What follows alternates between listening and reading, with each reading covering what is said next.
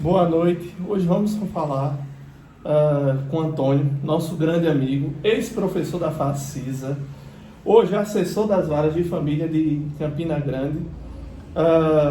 Conheci Antônio no meu tempo de cursinho no Motiva.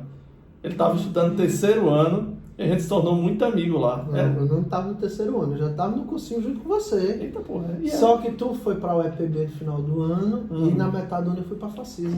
Foi? Foi. É, que eu fui fazer psicologia. Eu fui fazer, só que aí eu fui pro cursinho à tarde e continuei lá, estudando para o vestibular. Eu queria medicina, não passei por 50 pontos. Aí fui fazer este danado deste curso, chamado Direito. Olha aí. Tudo certo, né? Quando é o destino, né? Pois O destino é. sempre bate na nossa porta. Antônio, a primeira pergunta que eu vou lhe fazer. Os advogados de Campina Grande, na vara de família, estão fazendo petições boas ou estão lhe causando um ataque nervoso?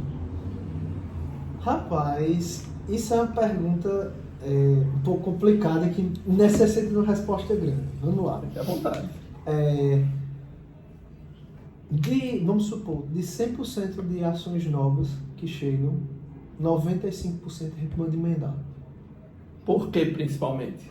Porque os advogados não observam um negócio chamado juízo 100% digital. Explique. Aí até eu fiquei curioso. O que é o juízo 100% digital?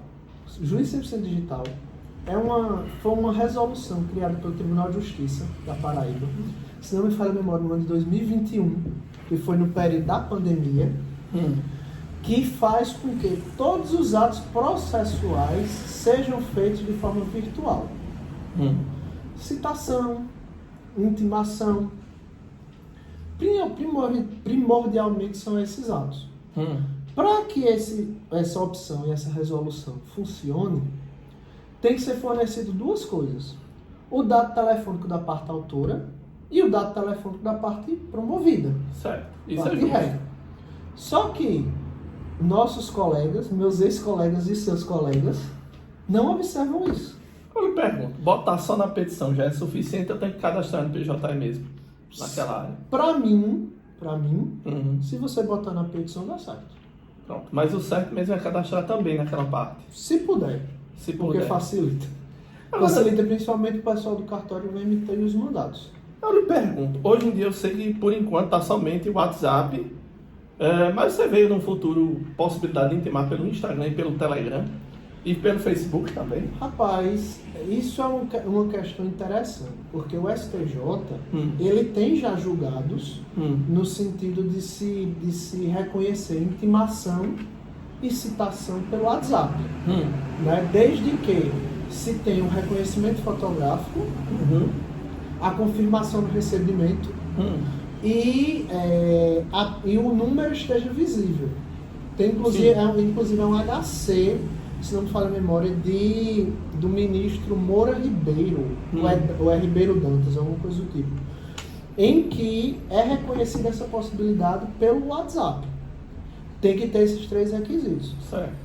Instagram, TikTok, esses meios, você consegue ver o rosto da pessoa. Né? Você consegue ver a questão da foto da pessoa. E a pessoa confirmou. Tem como confirmar. Então, possivelmente, posso dizer. Inclusive, eu já vi, na Justiça Eleitoral, sendo feito desse jeito. Eu me lembro de um processo que eu pedi intimação pelo Instagram da pessoa. E o juiz não me deu esse direito, porque disse que não dava para reconhecer. E aí eu não discuti muito, não. Levei a recurso, claro. Teve um caso de um processo. Quando eu era advogado na época, eu estava no eleitoral numa cidade do interior. E aí começaram a fazer como se fosse aquelas enquetes. Não, começaram a fazer enquetes. Fazer aquelas enquetes depois do prazo que não era mais permitido. Não é? E aí botava o candidato que eu representava e o outro candidato de oposição, para ver quem ganhar. Naquelas perguntas, né? Na enquete. E aí a gente acionou o juiz eleitoral daquela cidade e o juiz eleitoral deferiu a liminar para que fosse retirado, e mandou que o cara fosse, que aquela página fosse intimada pelo seu bate-papo do Instagram. É porque o meio era o Instagram. E aí foi autorizado o servidor encaminhou a notificação e no prazo de, o juiz na época tinha dado 24 horas. Em menos de 24 horas foi tirado. Mas era um story? Era um story. Dura 24 horas. Mas foi antes, menos de 24 horas. Então houve efetividade. Porque eu tenho notado em processos de família criminais, às vezes o que falta é efetividade. Às vezes nem por conta do servidor, mas por conta de uma burocracia da justiça. Porque para assumir com um carro é ligeiro, velho.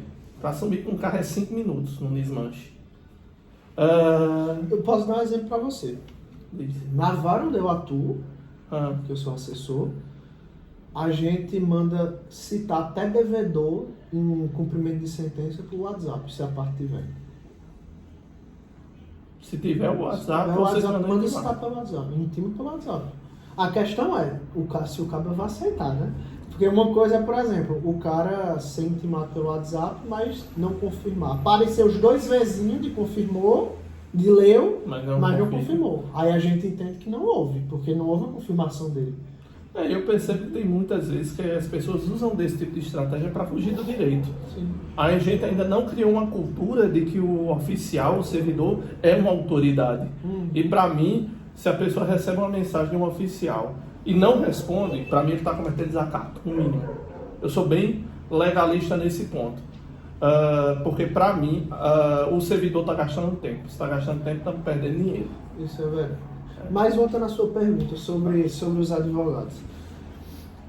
Uma das coisas que eu observo muito, não vê essa questão do juiz 100% digital, que, digamos assim, hoje eu posso dizer a você, hoje eu recebi 4 iniciais. Certo. Das 4 iniciais, as 4 foram para emendar para adequar o juiz 100% digital. Foi? Foi. A questão do WhatsApp. Porque as partes não colocam, principalmente em ações de curatela. Ações de curatela pressupõe que a parte que vai ser curatelada não tem capacidade ou discernimento. Sim. Certo? Seja porque tem uma doença mental, seja porque está internado no hospital, seja porque está inconsciente. Mas mesmo assim, alguns advogados ainda insistem em colocar ações de curatela em juiz 100% digital. Não pode. Não é que não pode, é porque pela lógica não faz sentido. Não faz sentido. Como é que, por exemplo, eu vou entrar com uma ação de curatela alegando que a pessoa está internada no hospital Pedro I? Qual é a finalidade e qual vai ser a intenção de eu optar pelo juiz 100% digital se a parte está internada inconsciente? Como é que ela vai tomar ciência do ato? Eu lhe pergunto, vamos lá. Muitas ações de curatela, geralmente, das que eu atuo, meu escritório tem atuado, o cara é idoso, mora na casa com o curador, e o curador quer assumir responsabilidade, geralmente pelo banco, para poder resolver um problema no INSS. Isso acontece com muita frequência, eu acredito que você vê direto. O WhatsApp pode ser o mesmo para os dois? Ou realmente vocês entendem? De preferência, não. Mas se houver 2 WhatsApp, vamos dizer que ele é um idoso mais moderninho. Se houver WhatsApp, pode ser. Mas é como eu estou dizendo. É difícil. Na maioria das vezes, quando a pessoa entra, porque a pessoa com ação de curatela, porque o idoso, a pessoa jovem, enfim, tem algum problema mental, não consegue compreender bem, não tem uma noção muito boa da realidade. Então, qual é a efetividade de eu mandar citar uma pessoa pelo WhatsApp se a pessoa pode ler ou pode manusear sem saber? No caso que eu atuo, no caso mais recente que eu atuei, o juiz mandou para uma audiência. E aí o promotor confirmou. Pode ser feito também. Lá na vara, a gente faz o seguinte: a gente recebe a inicial, se for para conceder liminar, concede a liminar, e na liminar a gente já deixa a audiência marcada. Já deixa a audiência marcada. Aí a parte só comparece no dia e pronto, e faz. Se não for concedido liminar, a gente marca a audiência também. De toda forma, a audiência é quem vai definir se vai necessitar de uma perícia extra, feita talvez pelo CAPS 2, 3, ou se vai ser dispensada a audiência e, decorrido o prazo de 15 dias para a impugnação voluntária da parte, vai para o MP dá um parecer e a gente julga. E eu concordo, essa atuação é... Até porque vocês estão sendo premiados, né? Já soube de 2 prêmios que a vara tomou. A de maior produtividade nas áreas de família e a tua, né? Que foi o assessor mais produtivo das áreas de família da Paraíba. Eu sei que ainda vai ser homologado, mas a gente tá de olho em vocês. Agora eu vou perguntar uma coisa. Mas deixa eu terminar. Outra coisa que eu observo muito, que alguns advogados também cometem de erros. Com a modificação do CPC, não existe mais, para algumas medidas, tutela antecipada cautelar. Sim, não existe. Mas existem alguns advogados que ainda entram. Porque até onde eu me lembro, existe a tutela de emergência e a tutela de urgência, que é antecipada. Sim. Que é antecipada. E existe a de evidência. Isso. Existe quando a prova vai desaparecer. Exatamente. Só que o que acontece? Eu quero entrar com uma ação de busca e apreensão. Não existe mais ação de busca e apreensão. Não, é um pedido dentro de um processo maior. Porque busca e apreensão, teoricamente, é uma ação que busca satisfação. Isso. Se for acontecer a satisfação, a cautelar antecedente perde o efeito. Só que ainda tem gente que ainda entra com ação de busca e apreensão de menores. Concordo. Tem gente, por exemplo, que entra com ação de divórcio pedindo cautelar de separação de corpos. Cautelar de separação de corpos. Ainda mais se você entrar com a Maria da Penha, pedir a automática. Nesse caso, eu recomendaria no meio do escritório política. E outra coisa, existem colegas que fazem peças exaustivas. Eu vou dizer para você um caso. Eu comecei a minutar hoje uma sentença de uma ação de divórcio com guarda, com alimentos, com partilha de bens, em que a petição inicial tinha 32 páginas. Sem as provas. Sem as provas. Que a contestação tinha 20. Que a impugnação tinha 28. Cara, eu pego agora um caso de homicídio que eu trabalhei do zero e tu vai ver a finura que fica. E um caso que eu peguei já para o tribunal do júri. A diferença era 5 vezes maior. Mas assim, logicamente, o criminal tem os seus detalhes. Né? Vara de família, direito é simples. Mas vara de família, principalmente vara de família, é muito fato e prova. Isso. Fato e prova. Isso. Divórcio. Existe necessidade de você prolongar demais um tópico de divórcio? Divórcio é direito potestativo. Você pediu, já está concedido. Como dizia antigamente o Dr. Teócrito, que era juiz de família. Eita, conheci. O Dr. Teócrito falava assim: quando um não quer, dois não permanecem juntos. Dr. Teócrito era uma ação. Eu me lembro até hoje dos broches dele. Uma vez eu peguei o elevador com ele, ele me ensinou em direito em 5 segundos. O cara é genial. É uma figura. Então, quer mais chá? Agora não. Então, assim, são esses pontos que eu vejo que os advogados não observam, sabe? E o principal, que dói no meu coração, mas isso não é causa de emenda, mas dói no meu coração quando eu leio. Se pedir justiça gratuita colocando preliminarmente. Justiça gratuita não é preliminar. Preliminar é direito que vai sumir. Preliminar não se coloca em petição inicial. Eu vi um juiz dizendo isso. Petição inicial é quando você está narrando o seu fato. Justiça gratuita, então, é lá pro fim, lá não, em pedidos. Justiça gratuita é um tópico que você abre. Lá no final. Não, se você quiser botar justiça gratuita como primeiro tópico da sua petição, você pode botar. Só que não é preliminar. Preliminar é quando você está querendo alegar alguma coisa contra outra parte. Por exemplo, eu entro com uma ação, certo? De guarda. Aí a parte é intimada e vai contestar. O que é uma preliminar? Preliminar de inépcia da inicial. Preliminar de impugnação à justiça gratuita. Preliminar de... Deixa eu ver mais o que. De ausência de provas. Isso aí é preliminar. A ausência de provas é um preliminar. Pode ser feito. Preliminar de impugnação ao valor da causa. Isso é preliminar. Não é preliminar justiça gratuita. Dói no meu coração quando eu vejo isso. Eu fico tendo um infarto, assim, caindo pra trás. Tu já percebeste uma coisa, eu não sei se aconteceu contigo, mas para mim que vem da UEPB aconteceu, a gente tem pouca prática. E aí acontece isso. A gente aprende a escrever, não sei a Facisa como funciona, eu vou falar da minha casa, que é a UEPB. A gente não teve nem aula especializada para a OAB. Então, lhe dizer que eu escrevi alguma peça durante minha graduação foi só em trabalho de faculdade e mesmo assim, muito poucas. Lá na Facisa, eu vou até falar também do contexto que eu tive, né? Eu fui aluno da Facisa e estagiei no núcleo de prática na Facisa. Mas eu só vim para o núcleo de prática no 10º período do curso. Porque no 9º eu estagiava no Ministério Público. Tu era traída. Eu estagiava no Ministério Público, no Tribunal do Júri. Era Tribunal do Júri. De quem? Que juiz? Eu fui na época do Dr. Bartolomeu, Corrêa de Lima Filho. Eita, peguei uma das últimas sentenças dele, no caso meu. Eu era da promotoria do Tribunal do Júri e o promotor titular na época era o Dr. Ranieri da Silva Dantas. Tenho muito respeito por ele, já o enfrentei. Dr. Ranieri, ele veio na época de Alhandra pra cá e eu participei, e eu fui indicado na época por Dr. Christian, não sei se você conhece o Dr. Christian, que ele é promotor da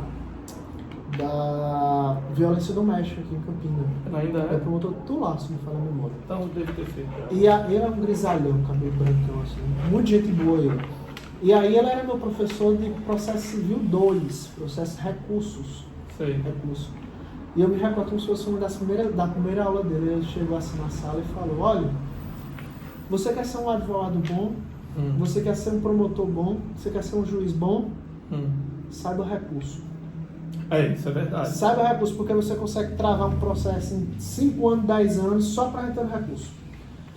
E aí ele estava sendo meu professor, e eu tinha comentado com ele: professor Clístenes, o senhor sabe de alguém que está interessado em estágio, não sei o quê, porque eu tenho interesse. Eu tinha saído fazer pouco tempo do escritório de advocacia, estagiado, só que o escritório que eu estagiei, ele era um escritório de correspondência. O que é isso? Sim, eu sei. Ele tinha a sede aqui, ele representava, por exemplo, Oi, TIM, Brastemp, essas coisas todas. Tinha um escritório que era o representante mesmo, os advogados, mandavam as petições pra gente, a gente só ia no fórum protocolar, ou quando ia pra audiência, a gente já ia com o termo tudo prontinho, com as propostas de acordo, tudo. A gente chegava na audiência e falava: a proposta de acordo é essa. Entendeu? Não tinha prática. Não tinha prática. Então a gente ia fazer essas funções, protocolava uma coisa, pegava uma carga de um processo para xerocar e mandar para esse escritório, ou ia para uma audiência em PROCON, juizado, essas coisas todas, mas era muito simples. Aí eu passei 6 meses nesse escritório. Aí quando eu saí de lá, eu falei com o Dr. Clístenes: Dr. Clístenes, olha, você sabe de alguém que está querendo estagiar? Ele fala assim: Antônio, tem um promotor que está vindo para cá de Alhandra. Ele está indo para o Tribunal do Júri. Tu tem interesse? Porque se tiver, eu falo com ele, para tu estagiar com ele. Aí eu falei: rapaz, Tribunal do Júri não é muito minha área, não gosto muito de direito criminal, Você não. foi civilista. Mas, vamos lá, eu aceito. Aí, quando foi no dia que ele chegou da Alhandra, ele veio para a sede aqui do Ministério Público, veio conhecer as instalações, tal. Aí o Dr. Clístenes mandou: Antônio, o Ranieri chegou, vá lá falar com ele no gabinete, que foi eu que falei, tal, que ele já sabe do que se trata. Aí no dia que eu fui falar com ele, o assessor também dele, que até hoje está lá, André, estava no mesmo dia também que ele tinha sido indicado. Aí começou praticamente aqui no primeiro dia. Que legal. Aí a gente ficou 1 ano no Tribunal do Júri e depois foi para Infância e Juventude. É carregado. Se eu e André, que na época a gente tinha começado a fazer pouco tempo, né, lá, a gente achava que o Tribunal do Júri carregado, você não sabe como era a infância dele. Não, o processo emocionalmente mais desgastante que eu tive na minha carreira foi uma mãe que perdeu a guarda dos 7 filhos. E nessa infância e juventude, não era, por exemplo, da infância e juventude, porque na época, quando eu estagiava lá, a infância e juventude era dividida em 3 promotorias. Não sei como é que está hoje lá. era a promotoria que tratava só da matéria extrajudicial, que era, por exemplo, fiscalizar as casas de acolhimento. A casa de acolhimento que não era o lado do garoto, né? Essas casas de acolhimento aqui em Campina, tal. O da gente, que era a segunda promotoria, era o carregado, porque a gente pegava os atos infracionais. Seja o criminal. Mas você sabe que ato infracional não é criminal, é matéria civil. É matéria civil. É análogo a criminal, né? Mas é matéria civil. E a terceira promotoria era a promotoria da infância, que se tratava de atos infracionais, mas não praticados por menores, como que acontecia com a gente. Eram que as vítimas eram menores. Então, pegar, por exemplo, muito caso de homem que fazia crimes análogos ao Código Penal com menores. Assim como era o promotor responsável pela terceira promotoria de fazer as audiências junto com o juiz da infância e juventude. Deixa eu só dar uma pausazinha aqui, que eu preciso ver quando chega essa mensagem dessa pessoa. Retomando aqui, vamos lá, uma pergunta. Vamos lá. Como é que o bom advogado pode escrever uma boa petição inicial? Diga aí, dite um passo a passo. Tá. Uma peça objetiva. De até quantas laudas? Não, pra mim, uma coisa que eu digo para os advogados que quando procuram lá a vara onde eu trabalho, pedem para falar com... Chegam assim para dos Anjos, falam, dos Anjos, estou precisando falar com o assessor de tal vara, da vara onde eu atuo. Ou então, tem um processo tal aqui, aí dos Anjos, quando sabe que é a minha vara, liga para mim e fala, Antônio, tem como tu entrar no balcão? Tem um advogado que está aqui no balcão, processo de vocês. Aí eu entro, aí converso com o advogado. Eu sou o assessor que leu tudo. Eu leio todas as vírgulas, todos os pontos, todos os parágrafos. Corrige até a gramática. Não, aí não. Eu não sou muito expert nisso ainda não. Mas eu leio todas as páginas, eu leio todos os parágrafos, leio todos os tópicos, eu leio até os recursos. E tem prêmio por produtividade, conseguindo ler tudo. Eu leio os embargos, quando as partes entram. Quando as partes apresentam apelação, eu leio as apelações. Quando o processo volta ao tribunal, eu leio o acordo, para ver o que o desembargador entendeu, decidiu. Eu leio tudo que você imagina, todo o processo. Teve uma advogada recentemente que entrou lá no balcão e falou assim, doutor, é porque o processo é tal coisa, não sei o que, e tal. Eu olhei para ela e falei assim, doutor, não se preocupe. Eu vou ler todo o seu processo. Se depois que eu minutar a sentença e mandar para o juiz, e o juiz assinar, se a senhora quiser entrar aqui no balcão para a gente debater o processo, eu debato o processo todo com a senhora. Não se preocupe. O que vai ser justo. O meu julgamento vai ser justo. Os argumentos que foram utilizados, o que me convencer vai. Aí ela disse, não, tá certo, doutor, não sei o que, tal. Primeiro, processo enxuto. Seja objetivo no que você vai dizer. Mas é porque o fato é extremamente complicado de narrar. Então narre o fato, mas quando chegar na parte do fundamento jurídico, você não vai precisar botar 300 jurisprudências sobre o tema. Quantas? Relevante. Se você quiser botar 1, 2, 30, bota. Se você quiser botar 1, 2, vai também. Você sente-se confortável com quantas? Eu gosto mais de jurisprudências novas. Já teve jurisprudência que eu vi de cidadão botando jurisprudência de 94. Já teve jurisprudência que eu vi do cabo colocando de 2010. Assim, jurisprudência atualizada. Eu, particularmente, eu não boto o número de jurisprudência, mas seja objetivo. Você botar 300 jurisprudências sobre o mesmo assunto. Porque, na maioria das vezes, o que é que a gente debate em vara de família? Guarda, regulamentação de visita, pensão alimentícia, partilha de bens, conversão de separação em divórcio, que mais? Competência para julgar divórcio. Se discute mais isso. União estável, dissolução de união estável, reconhecimento de união estável. Basicamente são essas matérias que se discute. Então, muitas vezes, se você vai botar trazendo jurisprudência, grande parte daquela jurisprudência ou eu posso utilizar nas sentenças ou nas decisões, ou então são jurisprudências que eu já vi. Porque na verdade você vai ver isso todo dia, toda hora. Então não precisa botar trazendo jurisprudência. Apenas se o caso for muito distinto daquilo que você vai fazer.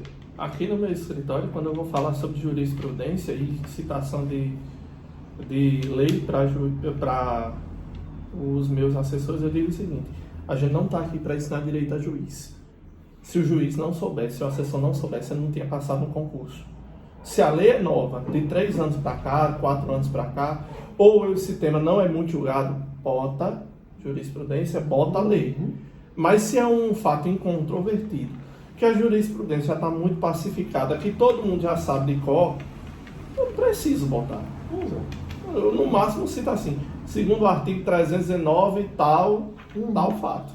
Outra coisa também que eu posso sugerir: tenha uma petição inicial esteticamente organizada. Porque, por exemplo, uma coisa é você pegar uma petição inicial que é totalmente desorganizada. Sim. E outra coisa, uma que é bonitinha, organizada, texto justificado, os tópicos que você coloca em negrito para destacar, sabe? Então, isso chama atenção. Mas é para destacar, não é para pintar o de preto, não. Então assim, fica muito mais bonito, se eu posso dizer, mais elegante também, pra gente que vai ler. Outra coisa. Eu tenho tique com espaçamento. Somos dois. Outra coisa. Uma coisa que eu tenho pavor. Pavor porque dificulta muito a leitura. É quando os advogados colocam aquelas folhas e colocam o timbre atrás da folha que você fica o texto pegando em cima do timbre. Sei. Aquilo é horrível. E a transparência? O fator de transparência foi muito alto. É horrível. Sabe por quê? Porque a depender de qual seja a cor do escritório, confunde com a cor da letra. Isso é verdade. Por exemplo, você não vai... Por exemplo, seu timbre é preto. Aí você bota lá, por exemplo, na sua página, você faz a página e bota o seu timbre preto atrás. Você não vai escrever um texto com a cor amarela. Você não vai escrever. Não, só tô dando um exemplo. Você não vai escrever um texto com azul, com roxo, com branco. Por que o povo faz isso? Então, assim, se você bota o timbre atrás, a depender de qual seja a cor, confunde na leitura. Porque pega algumas margens do texto. Geralmente eles escrevem em cor preta. Deixa eu ver. Eu uso o fator transparência. Eu deixo a transparência perto de 100%. Geralmente 80%, e aí fica mais ou menos assim. Não tem mas é porque assim, tem por exemplo, colegas que eles têm um timbre que é muito grande, sabe? E que mesmo que coloque na transparência, ele fica muito feio. Assim ainda é aceitável, doutor? Aproveitando, tá vendo? É vivendo e aprendendo. Eu, por exemplo, quando eu era advogado... Tu tiraria esse tempo? Eu só usava aqui, com o slogan que na época eu tinha criado, sim, e aqui. Essa parte aqui era toda branca. Eu não gostava de usar esse negócio aqui no meio. Aqui... Justamente por causa disso. Eu acho que eu tirei isso aqui da nova folha e só deixei isso aqui. Para não confundir texto com texto. Eu acho que eu só deixei o brasão. Nesse caso aqui tem como você fazer o rodapé para ficar mais destacadozinho do texto. É como eu faço. Eu faço o rodapé. Mas enfim. E terceiro, e último, né, nesse caso. Em ações que envolvem partilha de bens, não existe a necessidade, por exemplo, no meu ponto de vista, certo? De você querer uma audiência de instrução para debater partilha de bens. Vamos supor, eu faço o saneamento do processo. Aí quando eu faço o saneamento do processo, eu boto lá. Defino como um ponto controvertido a ser analisado pelo juízo e produzido pelas partes a comprovação dos bens que alega possuir para fins de partilha. Certo? Aí, Dr. Lucas vai e Dr. Lucas fala assim: junta a petição e fala: MM juiz, eu quero minhas testemunhas vão ser tais, fulaninho de tal vai falar especificamente sobre os bens. Porque esse bem está no nome de fulaninho de tal, mas é do nome de fulaninho de tal, mas é de propriedade de fulaninho de tal. Certo? Aí a gente chega na audiência. Aí tu fica moendo, fala do seu partido de bens, fala do seu partido de bens, fala do seu partido de bens. Só que no decorrer do processo, tu não juntasse nenhum documento que comprove ou que dê sustentação àquilo que a Cristiano está falando. Partilha de bens é papel e documento. Testemunho não ajuda tanto. Me diga uma coisa. Vamos supor o seguinte. Eu tinha uma casa. Aí eu fui e te doei essa casa. Mas o documento que a gente fez foi de compra e venda. Eu te doei, mas o documento que a gente fez foi de compra e venda. E dizia lá que tu me pagou 300 mil. Certo? Chega na audiência, aí a parte que está contra mim chega e fala assim: não, doutor, Lucas recebeu a casa, mas foi uma doação. Antônio doou para Lucas esse imóvel. Aí não faz sentido. Certo. Existe alguma prova documental sobre isso? Não existe. Por quê? Porque o documento que foi juntado é de um compra e venda. O que é que uma testemunha vai narrar que vai conseguir modificar um documento desse? É muito difícil você derrubar. A testemunha é prostituta das provas, né? Ela é sempre a última prova que o juiz deve se balizar. Exatamente. Então, assim, você pode se vir 300 testemunhas dizer que eu doei para você o imóvel. Mas se o acervo probatório não fala isso, o que é que vai mudar? Eu lhe pergunto, vamos lá. Se foi registrado em cartório. Deixa eu lhe perguntar agora. E nos casos que a mulher sai de casa por conta de violência doméstica? Certo. Geralmente ela sai com a roupa do couro e olha, quando não sai nem com couro. Porque uma parte o cara bateu. Mas que ela sai sem prova nenhuma. E aí, como é que ela faz para provar que o carro é do cara? Como é que ela vai fazer provar que aquela casa eles residem há anos? Os meios são os mais simples possíveis. Cartório de imóveis. E se ele não bota no carro nem a casa no nome dele? Ele é um daqueles, vou botar no nome de mamãe. Aí nesse caso aí, eu escudo o processo. Você está em nome de terceiros. É porque não há como provar, né?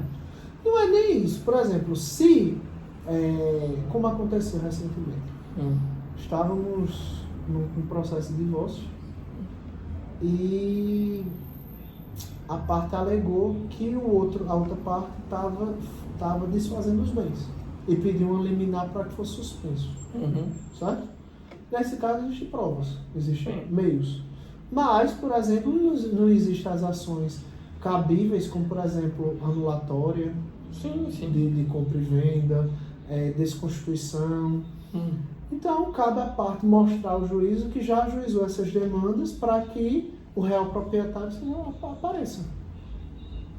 Por exemplo, uma sugestão que eu sempre dou para algum colega que pergunta: como é que eu consigo comprovar que fulaninho é dono do carro? Vai no Detran, pede uma certidão daquele bem, daquele veículo. Mas o Detran não fornece. Se você for cônjuge da pessoa, o Detran não tem impedimento para lhe fornecer uma certidão. Se você for cônjuge, você está interessado. Tá, mas no documento não tem nada. Então tu vai no Detran e solicita um documento chamado comunicação de venda. Sim, tem que comunicar, fazer. Porque você não precisa comunicar para poder resolver a questão burocrática. Se na comunicação de venda tiver alguma coisa informando que quem vendeu o carro foi fulaninho e tal, você consegue. Tá, mas em relação a bens, você saiu da casa, mas eu não tenho nenhum documento daquele bem. O cartório de registro de imóveis está para isso. Solicitar um documento. Tá, mas o cartório não tem. É um imóvel financiado, não foi registrado ainda. Vai no banco financiador. Tá, mas aí o nome do carro e da casa não está no nome de ninguém. Tá no nome de outra pessoa. Aí, infelizmente, Você perdeu. Porque testemunha não é o suficiente. Não é nem que testemunha seja suficiente, é porque é muito difícil você conseguir comprovar aquilo. Ah, tá, mas vamos supor o seguinte, doutor. O carro é de fulano e tal, mas só quem usa é meu esposo. Não, usar é usufruto. Não é um direito que eu possa averiguar numa partilha de bens. O bem está no nome dos meus filhos.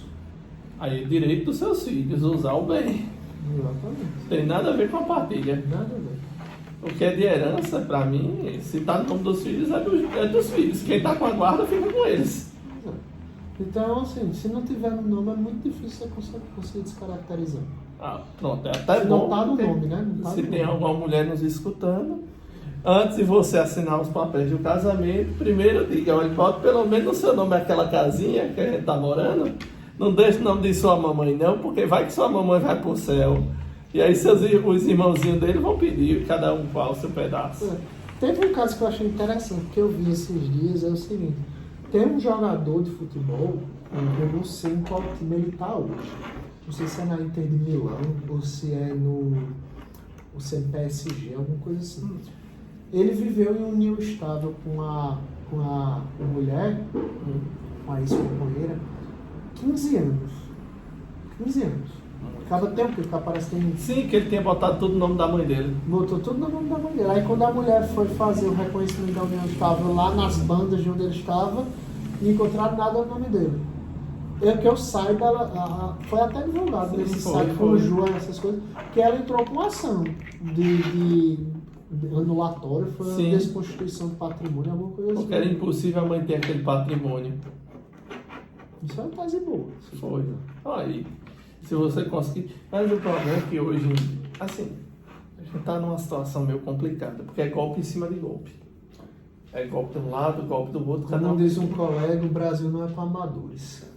O conselho que eu dou para meus clientes que pretendem se divorciar é não compram uma casa, alugue.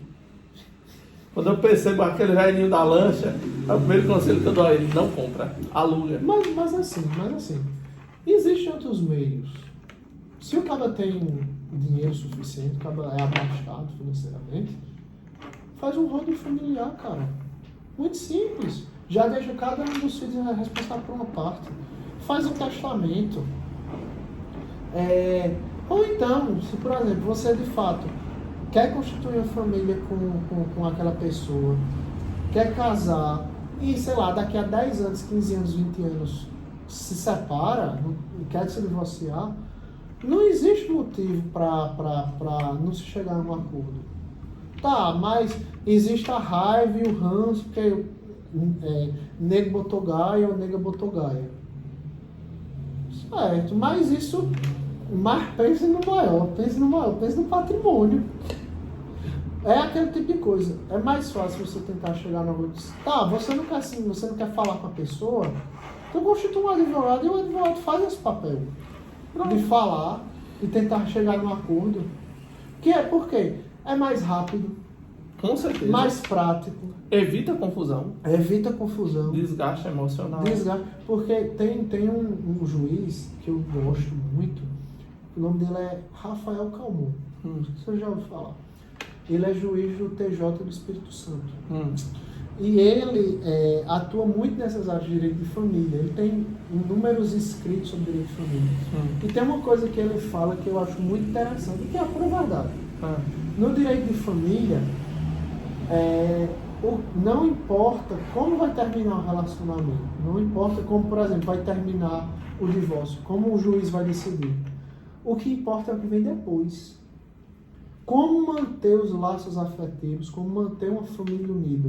Porque, por exemplo, você entra com ação de divórcio, isso aí acaba prejudicando seus filhos, isso acaba prejudicando uma família inteira, não só paterno, materno, mas todo o âmbito familiar. Então é por isso que ele fala, o que prejudica e o que é mais difícil é após. Como é que vai se manter os laços afetivos? Concordo. Esse é o difícil. Eu me lembro de 2 casos que são assim nesse sentido. O primeiro foi uma pessoa de importância queria se casar com uma novinha, com uma pessoa mais jovem.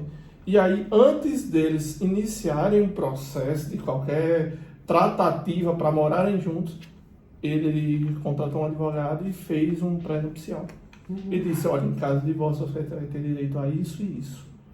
E só. Você concorda? Concorda, assina aqui. Todos os bens não são usados, não são no meu nome ou são nomes de terceiros, você já assinou um pré-nupcial.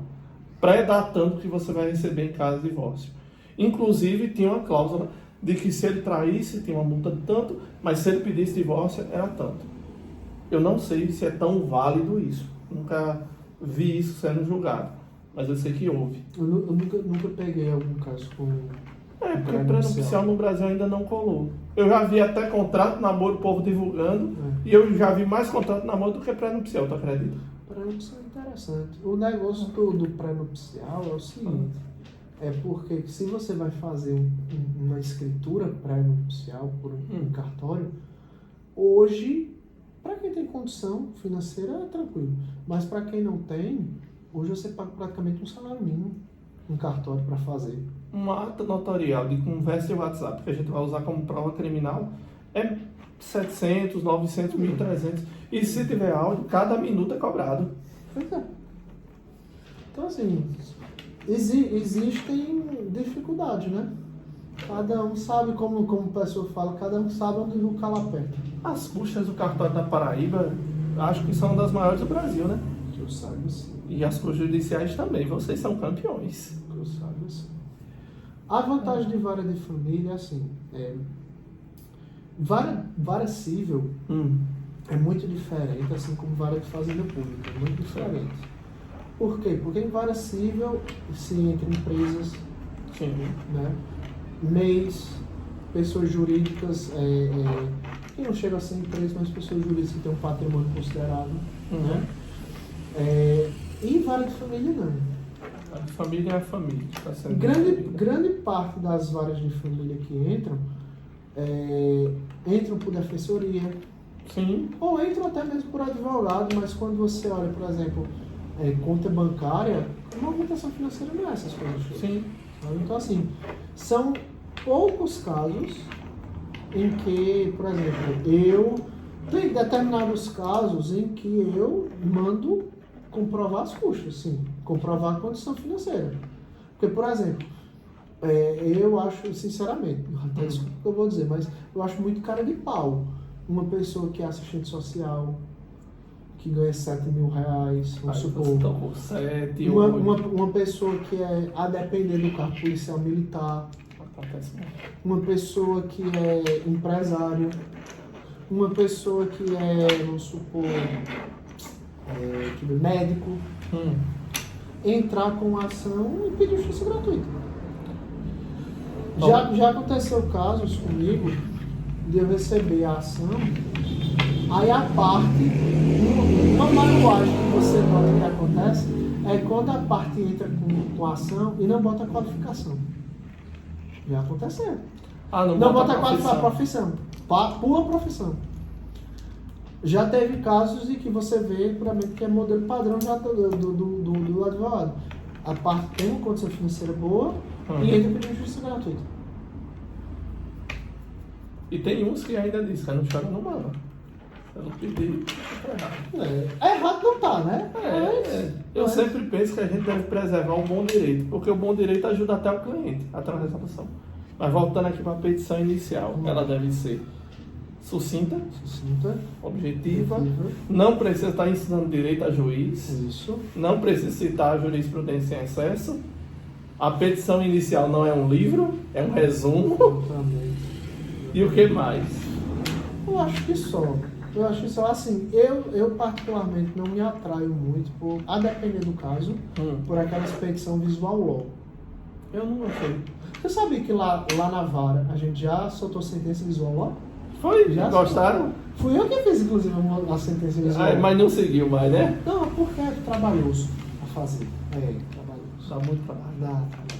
Porque, assim, existem alguns aplicativos, alguns programas que você usa, mas na época eu não conhecia tantos. Aí eu fiz pelo Canva. Misericórdia. fiz pelo Fazer uma Canva. sentença pelo Canva. Eu demorei umas meia hora para fazer. Só? Não consegui fazer. Porque eu usava figurinha, eu usava as coisas, ficou bem bonitinho, Depois eu posso mandar um modelo assim, ficou bacana. Mas e no processo não era por segredo de justiça, então você pode ver. Mas ficou bacaninha, mas assim, é trabalhoso. Aí depois eu descobri de alguns outros programas, essas coisas, mas... Qual que você recomenda? Se você tivesse que usar Visual, qual você recomenda? Não tem um modelo fixo, porque são vários modelos, já vi vários modelos, né, de Visual. Mas assim, eu sou muito clássico, tanto em roupa, como também em questão de escrita. Então, vai para a petição normal mesmo? É porque eu ainda não vi futuro. Eu vejo Visual, eu uso Visual no tribunal do júri, para os meus slides. Porque eu percebo que o Visual, como você diz, é visual. Chama atenção. É um recurso visual. Mas, e ainda assim, eu aprendi que quando você está falando, o povo tem que prestar atenção em você e não no texto. É uma ou outra foto, e ainda assim eu prefiro tirar prints do processo e botar lá. Até porque para o promotor não dizer que eu estou surpreendendo dele com um fato novo. E eu conheço promotor que usaria isso, mas voltando. Por exemplo, por mim, como eu já disse, eu sou um assessor que lê todo o processo. Mas assim, numa sexta-feira, sexta-feira é um fato até curioso. Sexta-feira é o dia que a Defensoria Pública protocola todas as ações da semana. Hein? Parece que a Defensoria, não sei agora com a nova administração que está, porque antigamente o coordenador era o Dr. Lucas, agora o Dr. Lucas saiu, não sei quem entrou agora. Ele está onde agora? Ele ficou fixo na primeira CIVA, parece, e na nona CIVA. Ele pediu para sair da coordenação. Porque o tempo dela acabou mesmo, parece que lá é rotativo a cada 2 anos, alguma coisa assim. Dr. Lucas, ele me falou uma vez, olha, a gente produz tudo na semana e quando é na sexta-feira é o protocolo. Sim. Então, por exemplo, já teve dias de eu analisar 15 petições iniciais, tudo da Defensoria, fora dos outros advogados particulares. Só na sexta-feira. Como você disse, a Defensoria Pública é a maior demanda, Então, assim, parece que é isso, não sei agora como é que tá, mas na época que o Dr. Lucas era o coordenador de lá do núcleo, ali da Rio Branco, eu acredito que ia deixar para protocolar tudo na sexta-feira. Para o advogado particular, era melhor protocolar na sexta ou era melhor durante a semana? Para mim é diferente. Eu analiso da mesma forma. Mas uma coisa é, por exemplo, peça da Defensoria que você lê, que é uma peça sucinta, sei lá, de 5, 6 páginas, para você pegar uma peça que é um livro, como essa que eu falei, que é 30 páginas. Você até esquece, né, uma parte. Aí você lê uma, lê outra, aí vai cansando, cansa. Então ajuda o assessor. Agora eu vou lhe perguntar. Ajuda o assessor. QR Code. Ajuda o assessor. Nunca peguei. QR Code com vídeo explicando. Nunca peguei. Como você acharia legal ou... Não sei. Não tenho opinião formada ainda. Porque você pegar um QR Code, escanear e tá lá o vídeo do advogado. Oi, sou doutor. Na época, quando eu pegar, aí a gente marca outra conversa. Aí já temos tema. Porque eu quero ver até onde vai. Tem uma colega minha, que é advogada, foi colega minha, e que ela foi despachar com o juiz numa cidade, não foi aqui em Campinas, foi em outra cidade, e o assessor falou assim, doutora, o juiz ele não tem disponibilidade para lhe atender, porque ele está em audiência, não sei o que, ele faz o seguinte, grava um vídeo e manda para a gente aqui, que a gente passa para ele assistir e entender qual é a demanda da senhora, o pedido que a senhora está fazendo em liminar. Eu já fiz isso por áudio e deu certo. O juiz escutou o áudio e mandou uma mensagem de texto para a vara dizendo assim, não se preocupe não, isso aqui eu vou despachar. Aí parece que nesse caso, quando ela mandou o vídeo, né, parece que o caso era meio complicado, assim, bem problemático, bem cavernoso, né? E aí o juiz falou com o assessor e o assessor marcou uma reunião com eles dois. Aí ela conversou, explicou os pontos, aí ele tirou as dúvidas, falou, olha, eu entendi o vídeo da senhora, eu li o processo, não sei o que, eu queria entender o motivo disso, tal, só perguntando a ela. Aí, não sei qual foi o resultado, se ele conseguiu eliminar o que ela queria ou não, mas ela disse que foi bem interessante, Hoje em dia, com o advento da videochamada, eu gosto muito. Hoje eu só me sinto compelido a ir despachar presencialmente na VEP. Tirando a VEP, eu estou tranquilo. Você sabe que em João Pessoa, os cartórios cíveis, fazenda pública, eu acho que juizados também, e família, eles editaram uma resolução para que agora as publicações dos advogados saiam por diário oficial e não saiam por intimação eletrônica.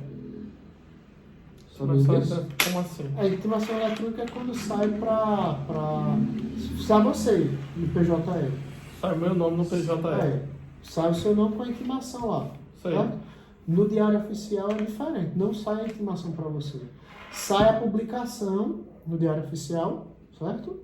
E quando sai no diário oficial, automaticamente você toma ciência do PJE.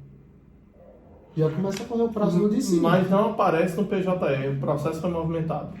Só aparece depois, quando termina o prazo de publicação no diário oficial. Aí no dia que aparece lá no PJE já está contando o prazo. No outro dia. Já aparece a intimação para você como se você tivesse lido e já começa a correr próximo. Misericórdia, que maldade. Em João Pessoa, e isso foi uma resolução que foi editada em João Pessoa, mas parece que o tribunal editou alguma coisa do tipo, eu não me recordo agora qual a resolução. Por quê? Porque o PJE agora, teve essa nova atualização do PJE, e existe essa possibilidade de você emitir por intimação eletrônica dentro do PJE, e existe a possibilidade de você encaminhar agora pelo diário oficial. Eu assumo que eu prefiro aquele botãozinho tomar ciência. Exatamente. A justiça eleitoral, sim, a justiça eleitoral já é desse jeito. Eles intimam e já começam a contar o prazo. Eu vou dar um exemplo para você, que aconteceu comigo. A justiça eleitoral, existe o PJE, existe o diário oficial da justiça eleitoral. Que todo tribunal tem o seu. Sim. O juiz dá um despacho, sei lá, advogado, fulano de tal, intime-se para justificar a prestação de contas, por exemplo. Aí dá o prazo de 5 dias. É um prazo bem enxuto. 5 dias úteis. Quando ele dá o despacho que o servidor cumpre a ordem, não sai diretamente para você no PJE. Ele vai para o diário da Justiça Eleitoral, é publicado no Diário da Justiça Eleitoral. Quando termina o prazo, lá, vamos supor, é encaminhado hoje. Hoje, sei lá, de 3 horas da tarde. Mesmo sendo encaminhado hoje, só sai no diário de amanhã. Certo? Sai no diário de amanhã. Hoje é 11, né? 11. Eu encaminhei 11, mas sai no diário do dia 12. Quando sai no diário do dia 12, quando termina a publicação daquele dia, no outro dia aparece no seu PJE, tomado ciência e o prazo já de 5 dias correndo. Na justiça eleitoral é assim. Aí em João Pessoa, não sei se em João Pessoa ainda está assim, eu soube que foi editada essa resolução e que estava sendo aplicado. Não sei se suspenderam, não sei se deixou de existir, não sei se houve alguma impugnação. Mas a tendência é ir por esse lado mesmo, porque eu assumo que, como todo mundo, eu sou honesto, pelo menos a gente tinha alguns dias a mais. Os 10 dias da ciência automática. Aqueles 10 dias já ajudavam. Era muito bom. Mas esses 10 dias agora vão deixar de existir. Pelo menos o que há, uma das teses que eu li a respeito sobre isso era que daria celeridade aos processos. Sabe? Daria celeridade aos processos, seria mais prático, seria mais ágeis, sabe? E assim, de certa forma né? Porque, por exemplo, a gente dá 10 dias para a parte emendar inicial, certo? 15 dias para a parte emendar inicial. Quando começa a contabilizar com aqueles 10 dias, um prazo que era de 10 vira 25, mas é só dias úteis. Então, se torna um prazo de 30, 40 dias, a depender do caso. Então, assim, no fundo, a gente ganhava prazo com isso. Mas para mim funcionava, porque graças a Deus o escritório está crescendo, eu tinha mais controle. Eu tinha alguns dias para designar um assessor, tenho alguns dias para organizar. Mas, assim, tudo que é beneficiar a justiça, os meus clientes, eu tenho que ser favorável. E eu queria, aprenda a me virar, mas passa um chazinho de hortelã. Porque Campina Grande tá fria aqui só. Diga aí, qual outro tema que você quer falar? Agora vamos falar sobre os dois pontos que eu ainda queria tratar, se você aceitar. Eu queria saber o que é que você acha do curso de Direito. Quais são as inovações que você vê no futuro? Aceita? Não. Eu gosto de botar chá por cima de chá. Rapaz, assim, do curso de Direito... Você acredita que tem que ser modificada alguma coisa? Eu acho o seguinte, o curso de Direito, ele ainda é um curso muito teórico. Concordo. Quando você chega na prática, principalmente quando você chega na prática, você sofre um pouco. Porque, por exemplo, vou dar um exemplo da Facisa, certo? O núcleo de hoje a metodologia lá mudou um pouco, e eles inovaram. Quando eu saí de lá, eles estavam para criar uma nova matriz e tudo mais. Então, lá na Facisa hoje, se você quiser começar a estagiar do primeiro período, parece que você agora pode. Sim. Você consegue estagiar, consegue procurar escritório e tal. Tem um núcleo de prática, que você pode também começar aí. Parece que, se não falha a memória, o núcleo de prática, você já pode ir a partir do 5º período, uma coisa assim. Mas, no meu tempo, o núcleo de prática ficava mais restrito ao pessoal do 9º e 10º período. Mas era justamente o período da prova da OAB, né? Praticamente não tinha como ter prática. Então, assim, eu acho que o curso de Direito ele poderia virar um curso assim, um pouco mais prático, sabe? Eu estava conversando com uma moça uma vez, na época eu era advogado, estava todo de terno assim, bonitão, estava em algum canto, eu não me recordo onde é que eu estava. E aí ela falou, você é advogado? Eu falei, sou advogado, você está precisando de alguma coisa? Aí ela disse, não, porque minha filha, ela se mudou para Portugal, já faz um tempo, mora em Portugal, e fez um curso de Direito lá. Só que ela estava me falando que o curso de Direito lá é totalmente diferente do de vocês. Aí eu falei, foi mesmo? O que é que ela lhe disse? Ela disse, não, ela disse que daqui com você chega no 9º período, né, pode fazer uma prova, não sei o que, esse passado tá dentro e tal. Ela disse, lá em Portugal é totalmente diferente. É 2 anos, se eu não me engano, que você tem que praticar. Aí ela disse não sei se ainda é assim, não sei o que faz tempo, também não sei se ela se equivocou, né, na informação, mas ela disse assim, olha, minha filha terminou o curso e ela está estagiando, acho que era um escritório, em algum canto, e lá, para ela poder ter o direito de fazer a prova, ela tem que ter, parece que é 2 anos de prática. E o advogado tem que assinar. O advogado tem que assinar. Ou ela tem que ganhar 10 casos. 10 casos, ela sendo como se fosse o auxiliar do advogado principal, e o advogado tem que ganhar 10 casos com a ajuda dela, não sei o que, com ela fazendo o trabalho, pesquisando, tendo direito de falar também, tal, para ela poder fazer a prova da OAP, né? OAP. Se ela não bater esses requisitos, ela não consegue fazer a prova. Lá nos Estados Unidos. E lá, inclusive, ela disse, para você chegar nesse período de estágio, você tem que ter terminado o curso. Isso. Você não estagia ao mesmo tempo e faz o curso. O brasileiro, quando vai para Portugal, pelo que eu conversei com um advogado português, ele pode já começar no estágio. Ele faz o estágio, ele é supervisionado pelo advogado. Não é bem um estágio, lá é uma supervisão. Depois da supervisão vem a prova, salvo engano. Nos Estados Unidos é bem mais diferente. Nos Estados Unidos você não estuda lei. Lei você estuda em casa. Lá você vai estudar a prática. Uma outra diferença também que eu vejo. O marido de uma prima da minha esposa, ele é italiano. Advogado italiano. Sim. Lá eles não têm carreira de advogado, lá é uma carreira só. Não. Muito pelo contrário. Sim. Você entra no primeiro período de curso. Vai fazer o primeiro período, segundo período, terceiro período, quarto período, quinto período. Quando chega no quinto período, você escolhe qual ramo que você quer exercer. Quinto período, eu quero ser advogado. Então você, do quinto ao 10º período, você vai estudar disciplinas para você se formar como advogado. Não, eu quero fazer concurso para ser promotor de justiça. Do quinto período em diante, Existem as cadeiras que são, digamos assim, semelhantes para todos os ramos, mas existem cadeiras específicas para a carreira de promotor. E, não, eu quero ser juiz.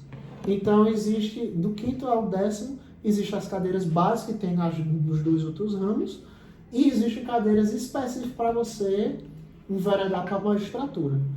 Aí você pergunta, eu quero fazer para ser advogado. Certo, você vai fazer para ser advogado.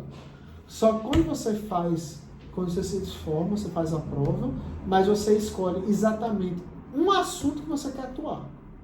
Você não pode pegar todas as causas. Hein? Lá na Itália. Ele, por exemplo, é especialista em responsabilidade civil. Ele só pega casos de responsabilidade civil. Na prática, no Brasil, a gente está caminhando para isso. Eu vou, assumo que já é conhecimento de todo mundo, eu quero me especializar em gestão de escritório e tribunal do júri, e audiência de custódia. Eu me permito. Mas no futuro, daqui a uns 5 anos, eu quero estar 2 vezes por semana no tribunal do júri só. Lá na Itália é desse jeito. Ele disse, olha, eu me formei, atuo só em responsabilidade civil, não posso pegar nenhuma outra área, só responsabilidade civil. E se ele pega de outra área? Aí, eu não sei, deve ter alguma penalidade, alguma coisa. Ele fala, eu só pego responsabilidade civil, eu sou especialista em responsabilidade civil, e se algum colega quiser fazer parceria de alguma outra área, eu posso fazer. Sim. Mas, se chegarem me procurando, eu só posso fazer responsabilidade civil. Aí ele pode indicar um colega. Aí ele deve indicar algum colega. E qual é o futuro do Brasil? Tu acha que a gente vai pelo sistema americano, que direito vai se tornar uma especialização, a gente vai aumentar a quantidade de anos no curso de direito, Rapaz, vai se manter tudo como está para você ver? com esses novos direitos que estão surgindo, né? Esses novos direitos que estão surgindo, penso eu que o futuro vai ser aumentar a carga horária. Consequentemente, vai ter um aumento da duração. Quantos anos uma pessoa se forma advogado, na sua opinião? Uma pessoa se forma em medicina por quantos anos? 6. Então, no mínimo, o direito deve ser 6. Eu entendo que a gente vai chegar em 8. E para mim, o advogado só devia sair da faculdade especialista. Com esses novos direitos, a cada dia que passa surgem direitos, né? Direitos de minorias, direitos ambientais, novos direitos ambientais, direito eleitoral que a cada ano se torna mais especializado. Direito digital. Direito digital. Na FACIS eu paguei a cadeira de direito digital. Eu cheguei a pagar, paguei também, inclusive com o Dr. Cláudio. Dr. Cláudio era uma inteligência fora do normal. Até deixa eu ver mais o que. Hoje temos o direito de reprodução sexual, de biogenética, genética. Eu tive uma cadeira na faculdade chamada de bioética. Bioética, que falava justamente sobre todas essas coisas. Vamos entrar nas discussões alienígenas, que eu chamo. São discussões de direito que eu sei que não vão acontecer nem tão cedo, mas eu gosto de debater, principalmente porque eu sei que é uma causa que você não vai julgar nem tão cedo, você pode dar sua opinião. Direito alienígena. Vamos supor o seguinte: uma mulher engravida de um defunto. Certo. Ele não deu permissão para o uso de sêmen, mas ele deu o sêmen, a tutela do sêmen a ela. Ele morreu e deixou o sêmen no nitrogênio. Ela resolveu engravidar dele. E aí? Complicado, né? Complicado, né? E aí? Não tem opinião formada. Não tem opinião formada. De verdade, não tem. Não tem. Inclusive tem uma série que eu gosto, chamado Virgin River. Não sei se você já assistiu. É daquelas românticazinhas, não sei o que não acontece. Os personagens são tudo amorzinho, mas só se lascando. Eu sei. Mas no final acaba junto. Sei. Ela era casada com um cara, o cara faleceu. E eles tentaram engravidar. Sei. E ela parece que teve 2 ou foram 3 abortos. Aí manteve um sêmen do ex-marido congelado. Aí estava namorando de novo, estava querendo constituir família com esse novo namorado, depois de muitos anos do cara já ter falecido e tal. E aí eles estavam querendo ter filhos e tal, e tiveram uma briga. Aí, porque ela queria ter uma família com ele, e na época ele estava meio assim, não estava querendo, não sei o quê. Aí tiveram briga, romperam, aí ela foi no canto onde tinha o esperma e foi no laboratório e fez a inseminação. Tá tentando lembrar do nome. Fez a inseminação. Aí depois descobriu que estava grávida. Só que não dá pra Só que não sabia se era do falecido ou se era do cara. Aí a mãe do falecido procurou ela, dizendo que queria o sêmen do filho. Porque era a única coisa que rachava do filho, não sei o que. Aí ela disse, olha... Eu usei. Primeiro, eu usei, e segundo, não era seu pra você querer, porque era meu e dele. Estava no nome da gente. Eu continuava pagando o nitrogênio. Então era dela. Aí a mãe do cara entrou com uma ação judicial em face dela, pedindo perdas e danos, porque ela utilizou. Mas eu entendo que era dela. No meu entendimento ali é claro. Eu nem me recordo mais como foi que terminou essa mutreta. E aí, como você decidiria? Rapaz, de quem? Eu não sei. Eu acho que se estava na tutela da mulher, era da mulher. E ela tinha direito de usar? Ela tinha direito de usar. Por quê? Porque se era uma pretensão do casal em vida, ter filhos, se ele faleceu e ela ainda deseja ter filhos do cara... Vamos lá. Vamos já caminhando para os tópicos finais, que eu sei que senão sua mulher vai me dar um cacete. Você não chegar cedo. Eu preciso dormir que daqui a pouco o bebê acorda. Eu sei. Ser pai e ser jurista mudou alguma coisa sua percepção do direito? Rapaz, assim, eu estagiei com pessoas que eram extremamente humanas, sabe? E que colocavam, assim, o trabalho, não em detrimento da família, mas priorizavam porque sabia que se uma pessoa ia para a justiça é porque tinha urgência. Sempre disse isso a mamãe. Eu passei Natal aqui por conta disso. Eu vou citar alguns casos. Quando eu era da promotoria do Tribunal de Júri, na época com o Dr. Ranieri, eu falo isso para todo mundo, porque assim, Dr. Ranieri, ele me deu várias lições para uma pessoa que estava estagiando. E para uma pessoa, sei lá, no auge dos 16, 17, 18 anos, que não tinha muita, sei lá, experiência de vida no ramo jurídico. E o Dr. Ranieri já tem o quê? 15 anos como promotor, já tinha visto de tudo. Eu me recordo como se fosse hoje. Quando ele chegou, ele falou assim, olha, aqui no gabinete a gente tem um objetivo. Processo não passa mais de 7 dias aqui. Por quê? Porque eu entendo a urgência de cada pessoa que está aqui para a gente analisar. Na época a gente era no Tribunal do Júri. Então, cada pessoa que faleceu ou que foi morta tem uma família por trás que quer justiça. Aí, beleza. Tribunal do Júri era tranquilo. A gente achava que tinha muita coisa, mas quando foi para a infância a gente viu que era coisa. Que Tribunal do Júri acontece o quê? 5 homicídios por semana aqui em Campina Grande? E assim, pegava muito inquérito policial, sabe? Tem muito inquérito policial, fase de instrução. Me recordo de um que a gente pegou um inquérito policial que era de um processo tramitado. Na época eu estava o quê? Era 2015, 2016, um processo que tramitava lá de inquérito policial no homicídio desde 2013. Que já tinha feito todas as buscas possíveis e nunca tinha encontrado o cabo. Aí, quando eu me encontrei com o André, que é o assessor, há um tempo atrás, ele falou, você lembra daquele processo? Eu lembro. Ele disse, a gente conseguiu achar o cabo. O cabo foi pego, eu não me recordo agora como foi que ele disse que o cabo foi pego, mas foi pego, confessou e disse que matou a mulher enganada, que queria matar tal e pegou a irmã. Misericórdia. Aí foi a irmã que morreu. Misericórdia. Aí, assim, com o Dr. Ranieri eu aprendi, assim, a ter essa questão de agilidade, de ser eficiente. Eu me recordo como se fosse hoje. A gente estava saindo de um júri. O júri, na época, estava com o primeiro tribunal, né? Com o Dr. Bartolomeu.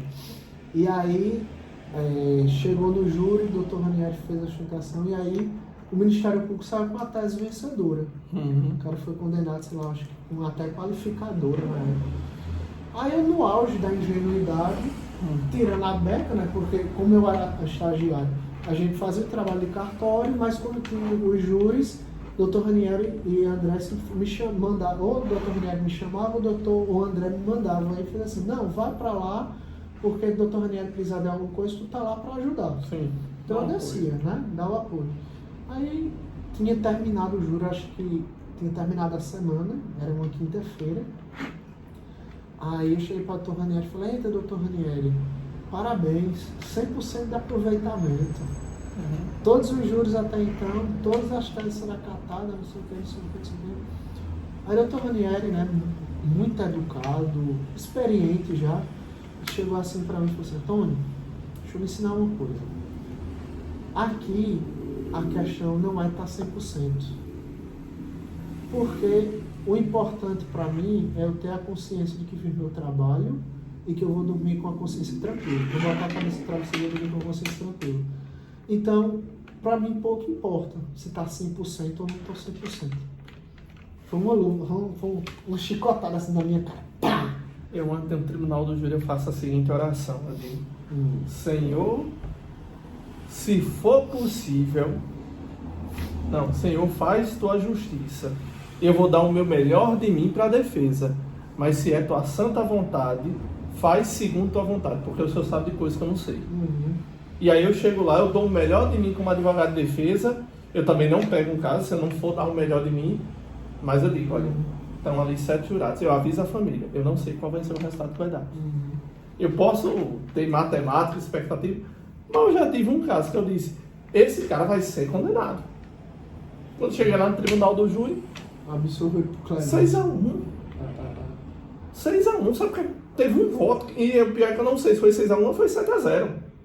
E já teve um caso que meu estagiário dizia, esse aqui vai ser absolvido. Eu digo, não vai ser. Chegando lá no júri, durante o júri, o promotor fala alguma coisa, eu pego e digo, já entendi. Excelentíssimo senhor doutor promotor, já estou lhe informando, daqui a pouco eu vou falar aqui, mas eu vou falar sobre desclassificação. Aí ele, como é a história, já estou lhe avisando logo, o senhor está na sua fala preliminar, eu concordo com o senhor, eu vou por desclassificação. Aí o promotor se espantou, porque ele perdeu a linha de raciocínio, e no final, na hora da votação, ele pegou e disse, eu concordo com o advogado, vamos pela desclassificação. Depois de que a tese de absolvição, que eu também levantei, foi negada, ele levantou a mão e disse, eu vou pela desclassificação, eu peço que voltem pela desclassificação. E era um caso até polêmico, porque o cara tinha morrido a uma facada, e esse cara tinha ido tentar fazer sexo com uma mulher. Aí uma mulher desarmou, entregou a faca, a outra disse, ele ia te estuprar. Ele podia te matar. Só que ele deu uma facada, ele andou alguns metros, virou a esquina e morreu. Considerando o histórico da minha cliente, considerando o histórico da outra, elas iam ser condenadas por homicídio. Eu sabia disso. Mas, especificamente naquele caso, eu entendi que era um caso de absolvição. Eu levantei a tese de absolvição. Só que eu sabia que elas iam ser condenadas. Quando o promotor levantou a tese de desclassificação, concordei com ele na hora. O jurado não pensou em outra coisa. Vamos continuando. Então eu tive esse aprendizado com o Dr. Ranieri, né? O Dr. Ranieri, assim, é um promotor excepcional, sabe? Não só porque ele é extremamente polido, mas porque ele é muito inteligente. Então, assim, ele puxou muito minha orelha.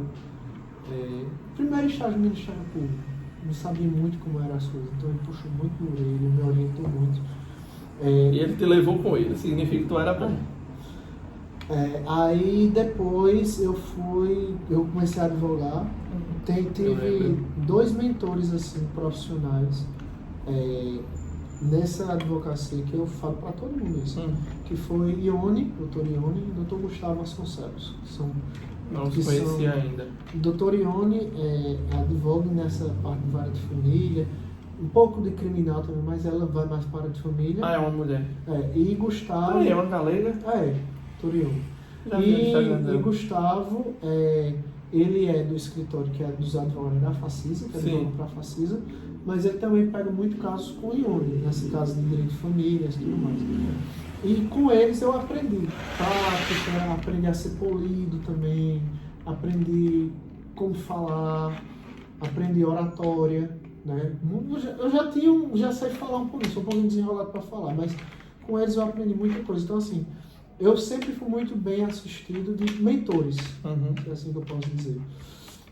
Mas quanto à questão de ser pai, eu penso o seguinte, que não alterou tanto a minha visão desse ramo de direito de família, mas porque eu falo até para um juiz, eu falo assim, eu carrego um peso nas costas muito grande. Por quê? Eu minuto uma decisão, minuto uma sentença. Logicamente, a última palavra final é do juiz. Sim. O juiz é quem leva o nome dele na sentença ou na decisão. Mas quem foi que minutou? Quem tem a responsabilidade de ter minutado? Então, eu tenho, assim, muito essa questão. Por exemplo, logo no começo, eu tinha insônia. Eu vivia com isso aqui, extremamente pesado e tenso. Porque eu tenho medo gritante e gigante de cometer injustiça. Eu tenho pavor disso. Logicamente, não vou ser perfeito. Mas quando chega uma decisão mais carregada para fazer, quando chega uma sentença muito carregada para fazer, tem dia que eu não durmo. Que eu boto a cabeça no travesseiro assim e não consigo dormir. A gente vive Pensando. A gente vive a profissão mais estressante que é possível, né? Hoje, assim, hoje eu tô lá, vai fazer o quê? Vai fazer 2 anos. Vai fazer 2 anos, eu acho que em julho ou em agosto desse ano. Eu acho que é em julho. 11 de julho. Vai fazer 2 anos.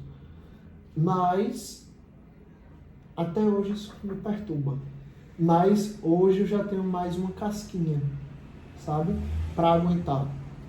Para aguentar tensão, para aguentar porrada, para aguentar a rotina, sabe? Logicamente, eu digo para você, eu tenho um filho abençoado. 3 meses de idade que praticamente dorme a noite toda. Se acorda 1 vez, 2 vezes de madrugada, mama e volta a dormir. Mas no começo, eu sofri um pouquinho, porque, diferentemente de minha esposa, por exemplo, ela tem o melhor sono de manhãzinha. Sim. Já meu sono principal é da madrugada. Sim. Então, quando eu me acordava de madrugada, quebrava um pouco o meu sono. Aí eu me acordava no dia, bem morto. Hoje eu já estou mais acostumado. Mas a tensão que ainda eu tenho quando eu estou analisando o processo, quando eu estou fazendo a decisão, quando eu estou fazendo esse teste, continua. Eu tento ser eficiente e ser prático justamente por causa disso, porque eu sei que se uma pessoa procura a justiça é porque tem urgência. Eu digo para você, nesse recesso eu trabalhei no recesso. Não, eu soube. Eu trabalhei. Eu vi, né? Não, eu trabalhei. Por quê? Porque eu queria deixar todas as pendências praticamente zeradas. Tu queria deixar zerado?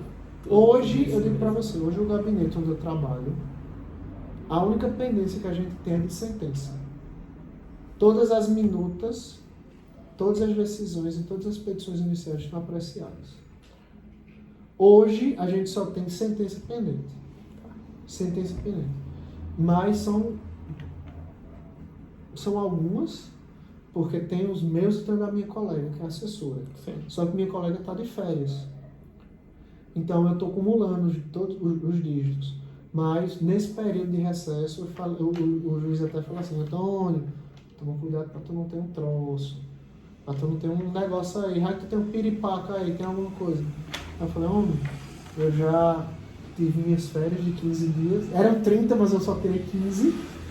Tudo isso, quando o juiz voltar, eu quero deixar já tá tudo pronto. E trabalhei porque questão de prioridade.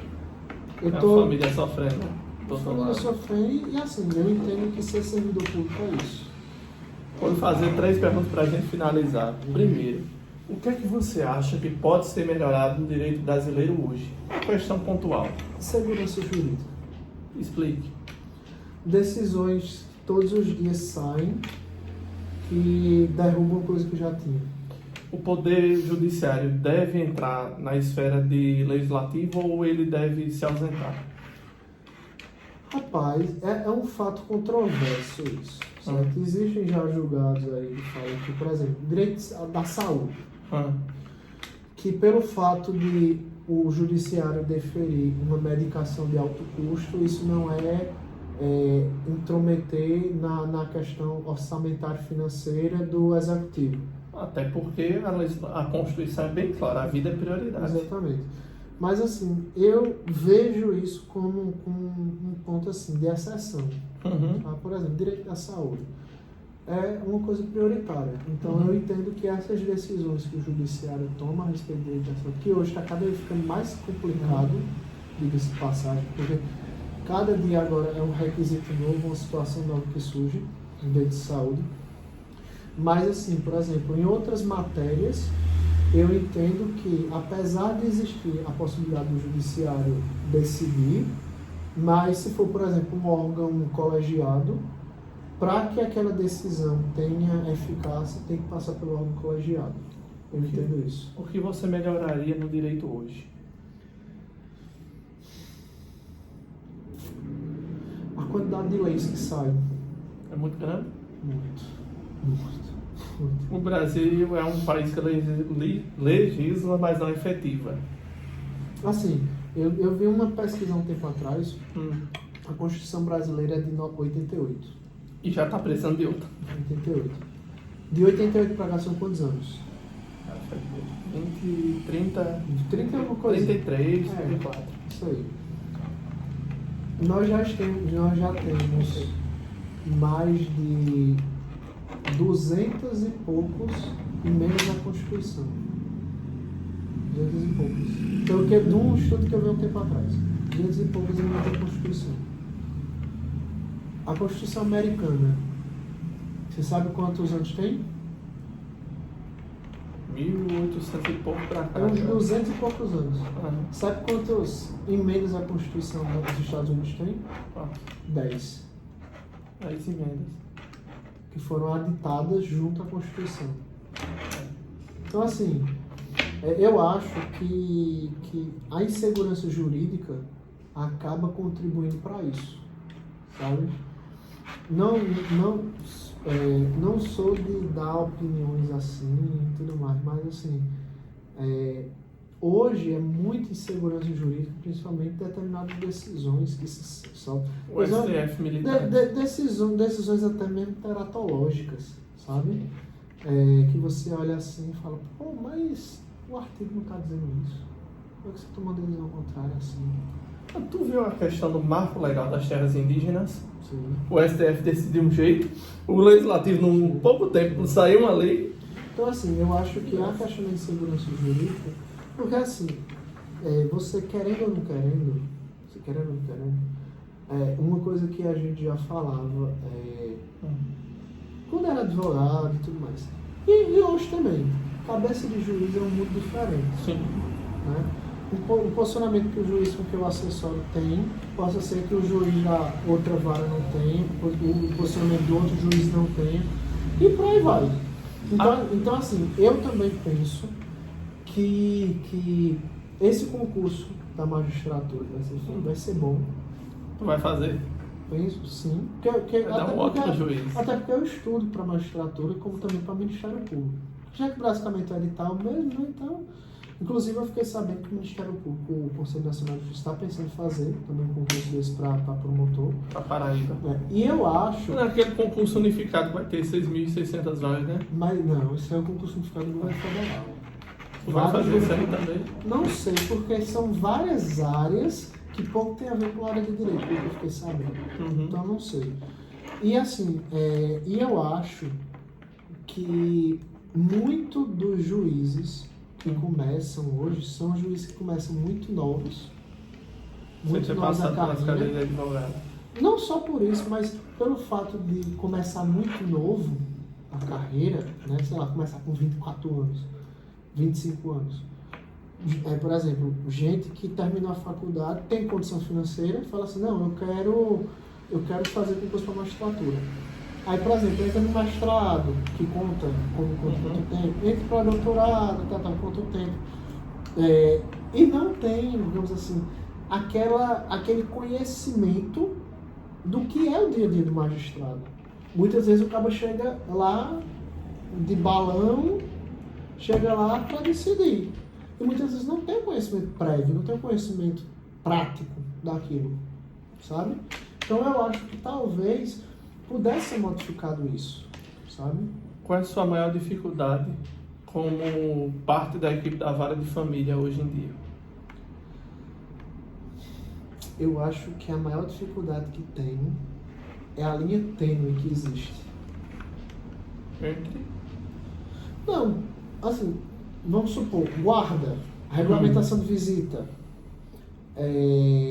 são temas que envolvem melhor, alimentos também, são temas que envolvem menores que muitas vezes existe uma situação muito pequena.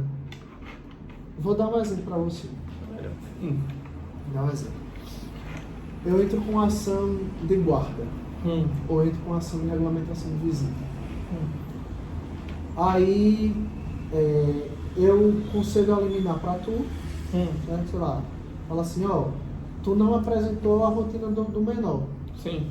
Então eu vou conceder a liminar parcialmente para tu. Sei lá, tu vai ter direito a ficar com criança sábados alternados e sábados e domingos alternados, tu buscando a criança e devolvendo na casa da genitora sem pernoite inicialmente. Certo? Sem pernoite. Porque a gente não conhece a realidade, então marca assim. Vamos supor, não conheço a realidade, mas marca desse jeito, porque o cara entrou com a ação, mas não falou nada a respeito da rotina. Certo. Aí a mãe vai, entra no processo e fala, olha juiz, a gente nunca obstaculou a visitação da criança com o pai, mas o pai nunca procurou a filha e a filha é traumatizada porque no tempo que eu era casado com o cara me agredia, o cara fazia agressões verbais, o cara ameaçou tocar fogo na casa e a criança presenciava, então isso, a criança tem um trauma. Sim. Aí, vamos supor, apresentou a contestação, impugnação à contestação, chega na fase de produção de provas, aí o Ministério Público fala, olha juiz, diante do quadro aí, a gente quer que seja feito estudo social para entender como é a dinâmica. Beleza. Aí tá chegando no final do ano, certo? Chegando no final do ano. Aí o genitor vai e fala assim, entra com a petição e fala, juiz, eu tenho uma liminar que me garante ficar sábados ou domingos alternados com a criança e devolvendo na casa da mãe a tal hora. Ele tá chegando no final do ano. Como a gente não teve nenhum imprevisto, não teve nenhum fato desabonador que aconteceu, aumente minha regulamentação de visita. Deixa eu passar com ela no final. Para eu passar sábado e domingo agora com pernoite. Ou então, vai ter as férias no final do ano. Deixa eu passar o sábado e domingo do Natal, a genitora fica o ano novo e eu quero passar 15 dias com a criança nas férias e as outras 15 ficam com a mãe. Aí a advogada ou advogado chega e fala assim, doutor, é o seguinte, a gente juntou uma petição, veja se é possível apreciar, não sei o que, tal. Tá certo. Aí a gente intima a outra parte para se manifestar. A outra parte fala assim, olha, doutor, como eu disse, a gente não impede que aconteça a visitação. Só que diante dos fatos narrados, de violência, as coisas, a criança não quer ter tanto contato com o pai. A criança chora quando vai para casa do pai. A criança vai, passa um dia e volta, tá tranquilo, mas só com a possibilidade de passar mais dias, fica agoniada, fica atormentada, não sei o que. Então, por causa disso, a gente pede que seja mantida a forma que está. Aí vai para o Ministério Público, o Ministério Público solta a manifestação. Aí você chega lá para analisar, certo? Você tem um pai que tem um direito legítimo de ter regulamentação de visita, como a gente fala, convivência paterno-filial. Mas tem, por outro lado, uma mãe que relata que a criança está traumatizada e que a criança não quer ficar com o pai além dos dias que estavam sendo combinados inicialmente. Ali tem. Eu vou lhe perguntar. Ali tem. Aí, o que é que eu posso dizer? Aí o Ministério Público, vamos supor, se manifesta interferir em tudo. Se o Ministério Público manifesta interferir em tudo, para você, teoricamente, fica mais fácil. Porque você fala assim, tá, se o Ministério Público entende da mesma forma que eu, então dá para a gente fundamentar, até mesmo tomando por base o posicionamento do Ministério Público. Mas vamos supor, no meu caso, eu chego no caso desse e falo, rapaz, eu entendo que aqui eu tenho que interferir em tudo. Eu interferiria em tudo. Mas aí quando você olha para o Ministério Público fala, não, defira parcialmente. Em vez de a criança passar os 15 dias, aumente só o prazo de visitação dos finais de semana, vamos supor, certo? Todos esses casos que eu estou falando aqui são casos hipotéticos, certo? Estou criando aqui na minha cabeça agora. Mas eu olho assim e falo, não, eu vou interferir aqui, tudinho. Por quê? Porque se a mãe está dizendo que a criança está traumatizada, que a criança tem pavor de ficar com o pai mais dias, não sou eu que vou imputar isso para o pai. Não sou eu que vou imputar isso para a criança. Eu lhe pergunto, a alienação parental, quando vocês descobrem, acontece muito ou é mito? Grande parte das vezes a gente consegue através do estudo social. O estudo social é matador. Porque assim, por mais que, sei lá, você, doutor Lucas, entra com ação lá, aí bota um laudo do psicólogo particular, certo? Nada desmerecendo o posicionamento do psicólogo particular, certo? Nada desmerecendo. Mas uma psicóloga particular, sei lá, pode ter feito apenas uma sessão com a criança. Como também pode ter feito 30 sessões. E o NAPEM, que é o núcleo de apoio, né, que é formado por uma equipe multidisciplinar, eles têm uma equipe, assim, enxuta a equipe, mas o trabalho que eles fazem é muito bom. O NAPEM? NAPEM, que é, da infância, que é junto da Infância e Juventude. Eu já vi um laudo dos de João Pessoa, muito bem fundamentado. O laudo, eu tomo por base os daqui, porque o João Pessoa também nunca vi. Mas, por exemplo, os casos daqui, a depender da situação, eles fazem entrevista com a criança no ambiente doméstico, eles falam com o pai, falam com a mãe, procuram informações com os órgãos públicos, caso tenha alguma informação. Eles chamam a criança para ir para lá, para a Infância e Juventude, para um ambiente propriamente, para eles conseguirem fazer essa consulta, essa leitura, utilizando métodos lúdicos, né, com objetos, com brinquedos, essas coisas todas. Então, assim, pelo menos dos laudos que eu já vi a respeito de alienação parental, sabe? Sinceramente, poucos casos poucos casos que eu já peguei de alienação parental. Existe um mito, né, de que são muitas ações, tudo mais, mas assim, muito se fala, pouco se apresenta como perigo. Ou muito se prova, sabe, de alienação parental. Eu, pessoalmente, eu exijo uma prova bem robusta. Eu fazer um pedido de alegando uma alteração de guarda por alienação parental. Sim. Porque eu entendo que é algo muito grave. Sim. Se eu provo que a mãe está alienando uma criança, eu digo, você quer a guarda? Uhum. É o primeiro medo que eu dou no cara. Eu digo, não, eu entro. Mas se for para você pegar a guarda no lateral. Aí o cara já diz, não vai estragar. Por exemplo, eu já vi um caso do seguinte: a mãe entrar alegando alienação parental do pai, ser encaminhado para o NAPEM e o NAPEM dizer que não verificou. Aí, tomando por base a prova do juízo, foi julgado improcedente. Não foi um caso meu, que fui eu que fiquei sob a supervisão do bicho. Foi um caso que, inclusive, foi com um colega meu. Ele estava defendendo o pai e, pelo laudo do NAPEM, o juiz indeferiu a ação, julgou improcedente. Assim como dessas resenhas de abandono afetivo.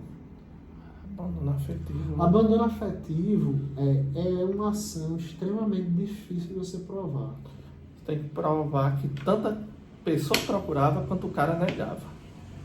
Ou que o cara nunca procurou e que quando procurou trouxe problemas psicológicos para a criança, alguma coisa do tipo. É difícil. É difícil. E geralmente quando chega abandono afetivo, chega uma menina com 21, 22 anos de idade para processar o pai.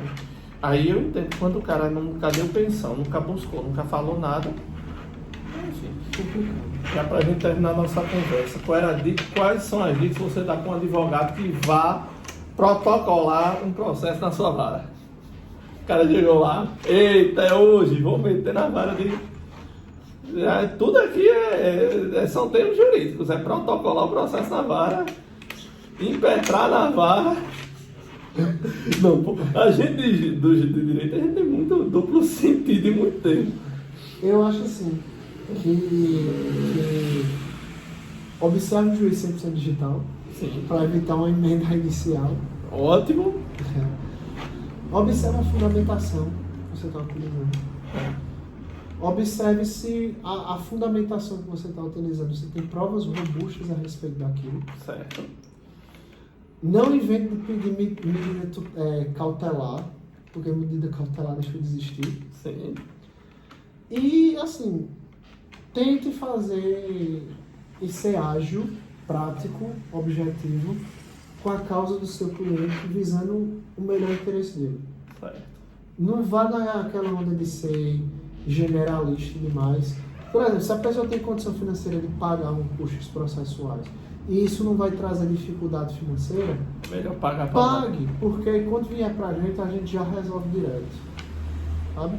É um disparate, porque, por exemplo, gente que tem condição financeira entra por justiça gratuita. A gente manda emendar para comprovar a condição financeira. Aí a parte junta um extrato bancário, sei lá, com 10 mil, 15 mil. Aí quando você vê as custas processuais, é R$190. Aí assim, aí a gente tem que indeferir justiça gratuita, mandar a parte pagar, ou seja, nisso aí já se passou o quê? 2 meses. Se a parte for rápida, volta rápido o processo. Mas não poderia ter pago logo pra gente já dar andamento? Quantos meses leva em média um processo vocês até a sentença? Você, como assessor, você sabe. Rapaz, eu digo pra você, hoje eu estava sentenciando um processo, fazendo a minuta da sentença, que o processo tinha sido protocolado em setembro do ano passado. E já estava na sentença. Então não foi sentença. Então eu posso dizer que em alguns casos, menos de 6 meses, e teve até audiência nesse caso? Nesse caso não teve audiência, porque não teve produção de provas. Mas quando tem audiência? Quando tem audiência, a gente, deixa eu ver, 8 meses, 7 meses. Pelos números que tu tá me dando aí, eu vou fazer uma pergunta final. É porque depende muito, por exemplo, tem intervenção do Ministério Público? Não tem? Porque o Ministério Público em processo civil tem prazo de 30 dias. Então, depende muito do caso. Se for um caso prático, um caso que não tem muito incidente, não sei o que, possa ser que dure 7, 8, 9 meses, possa ser que a gente sentencie rápido ou não. Porque, por exemplo, eu tenho o hábito, eu digo para você, de, por exemplo, produção de provas. Certo? Tem uma parte da produção de provas. A parte não fundamenta, porque é aquela testemunha, junta apenas, sei lá, meu rol testemunhal vai ser fulaninho, certo? Fulaninho, serve pra quê? É pra quê? Pra dirimir qual controvérsia. Qual a fundamentação que você está rolando essa pessoa? Não tem, apenas juntou ou não. Eu indefiro, se tiver Ministério Público, manda para o MP fazer parecer conclusivo e volta para a sentença. Pronto.